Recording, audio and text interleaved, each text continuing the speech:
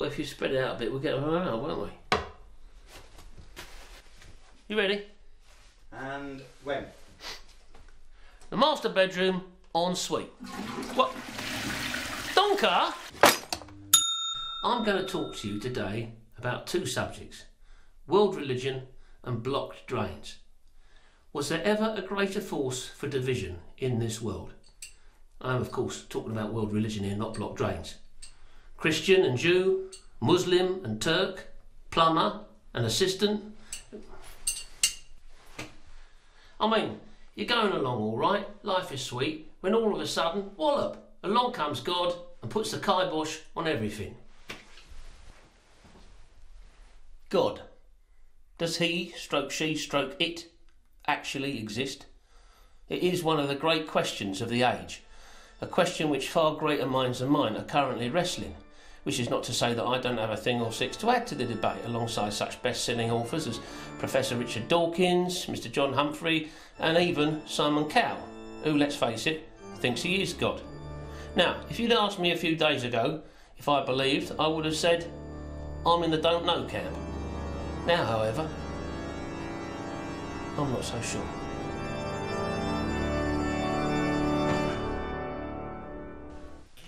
Most people would be only too happy to believe in an afterlife if only they had some concrete evidence that it actually existed. Well, fortunately for you, I am now in a position to provide you with that evidence due to a near-death experience I experienced last Tuesday afternoon in Primrose Hill. I saw it with my own eyes, so I know it's true. I was working in this big gaff, not a million miles away from Alan Bennett's, as it goes, which is quite a coincidence since I'm Alan's #1 fan. Pretty knackered after a full morning's rodding, so I decided to have a quick kip. Well, the gaff being client-free, I made my way up to the master bedroom and made myself comfy on the old duck duvet. I must have fallen off pretty sharpish, because the next thing I know, I'm falling down this long tunnel, like kind of being flushed down, if you know what I mean. And there's this light up ahead of me, and it's drawing me nearer and nearer, and there's this music, it's getting louder and louder, and there's all these misty-shaped people sort of standing around waiting for me. Well, I didn't recognise any of them at first, because, you know, at the time I was thinking, bollocks, this is it, it's curtains. And then all of a sudden, I began to recognise them. They're all my loved ones from yore, who've gone on before.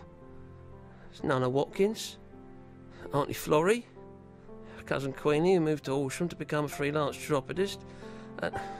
I'm just about to say hello to them when...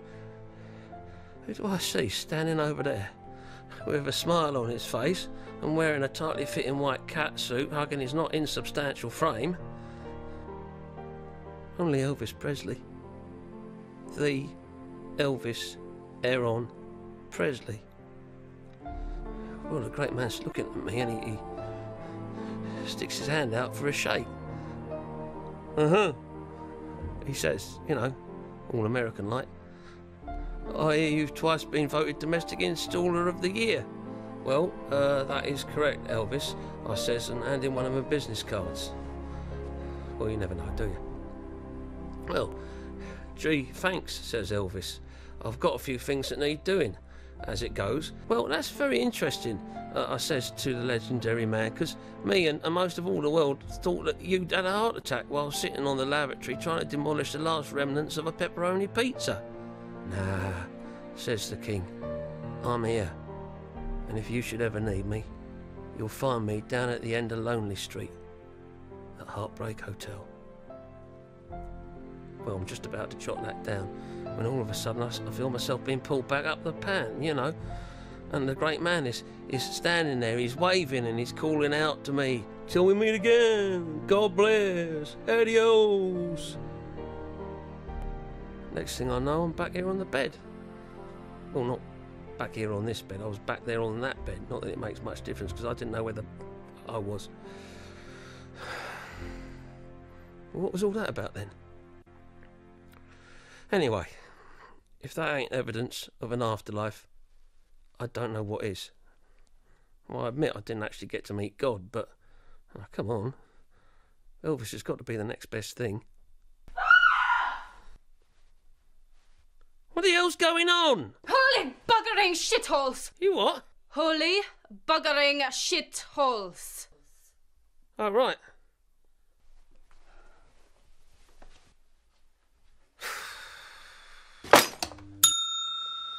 Fine words, butter no potatoes. I see Dinah have got a new slogan out. Trust me, I'm a gynaecologist. Very catchy, very humorous. But what most of you don't seem to realise is you don't need to get blokes like me and Donker in every time you've got a blocked drain. Save your De Niro's, DIY it yourself. All you've got to do is lift up the drain cover, shove your hand down as far as it will go, remembering to roll your sleeve up first, pull out the offending blockage, give the remaining effluent a good blast with a hose pipe, job's done, end of, lovely. Oi, what are you doing? What the hell do you think you're doing? Look, if the lady of the house came up now, there's no telling what she'd think was coming off. Do you mind? You wouldn't be doing that if I'd taken my clothes off, would you? Don't answer that. And as for you, this ain't the Big Brother programme, you know. You can't walk around with all your bits hanging out whenever you want to. Get your kegs on, get in there and get on with it. I wet. I exhaust. I hormone. Be very careful, or I must have to kill you.